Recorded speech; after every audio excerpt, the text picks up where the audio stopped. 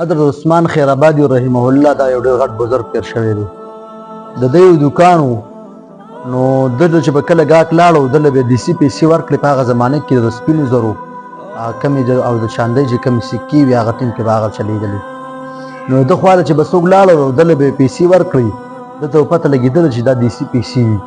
ده بیا هم د هغه ګاټ نه هغه واخیستلې او سودا به یې ورله ورکړه ده.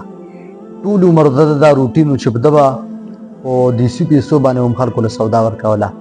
چې کله د ده د مرګ ټیم راغی نو ده هغه ټولې پیسې چې کوم ده د خلکو نه اخیستې وي او دیسي پیسې چې کومې ده سره وي خلکو له پې سودا ورکړې وه، هغه ټولې راجمع کړلې. الله تعالی ته سوال وکړو چې الله پاکه ما پوره عمر دکانداري کوله، ستا د مخلوقاتو ته ما قسم قسم څیزونه ورکولو، د هغوی ضروریات به مې پوره کولو، او د هغوی هغه دیسي پیسې چې دا ټولې ما راجمع کړي دي، یا الله پاکه زما اعمال او زما څونه عملونه چې دا ټول دیسي دي، یا الله پاکه ته ماله دا قبول او منظور کړي.